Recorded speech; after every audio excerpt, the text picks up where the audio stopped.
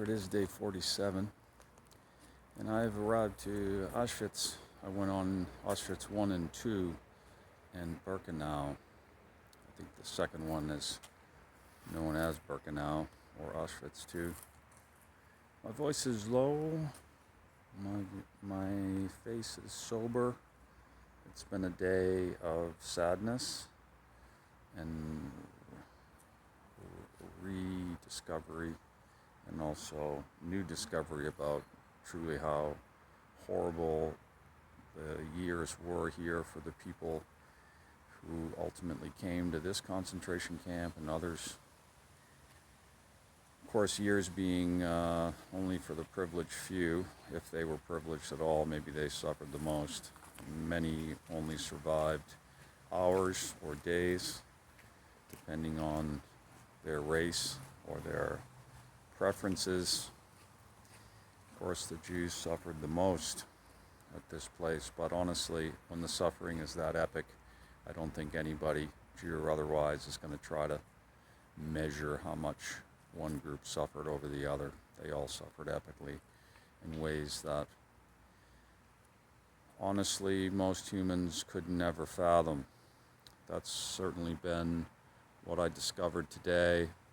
Anybody who grew up in the 70s and 80s, and hopefully before and after that period, back in time to when it all truly happened and all the way to the present, hopefully everybody is at least aware and recognizes the dangers, for example, of tribalism in the United States and where that sort of thing can ultimately lead us. In fact, I think anybody who comes to Auschwitz, to this state museum, the former facility itself is turned into a museum here and also in town, Auschwitz II or Birkenau.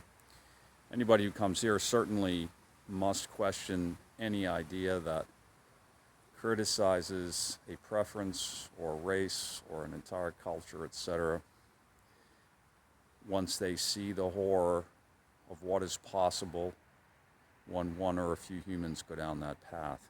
Of course, a few build to more, and ultimately we had something known as the Nazi Party. Tribalism in America is scary if you know the reality of what happened here. And the same is true if you know the reality of what happened in, for example, Sarajevo, the siege of Sarajevo. If you know what happened in other parts of the world when people were slaughtered, I was going to say needlessly, but truly, there's never a need for that.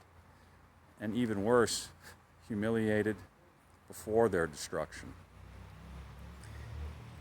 The reality of children's shoes piled high because they were killed immediately here. The reality of women that were pregnant, killed immediately here.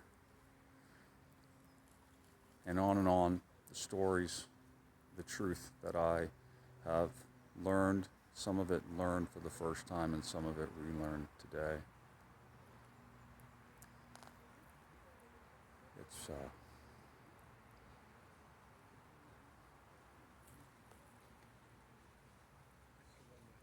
the path forward is not to judge. The path forward is justice, not judgment. I'll leave it at that. I'll come back tomorrow, I promise, on day 48 of the journey, Europa 360, and pedal us into Slovenia, universe willing. Thank you so much, folks. Be safe. Ciao.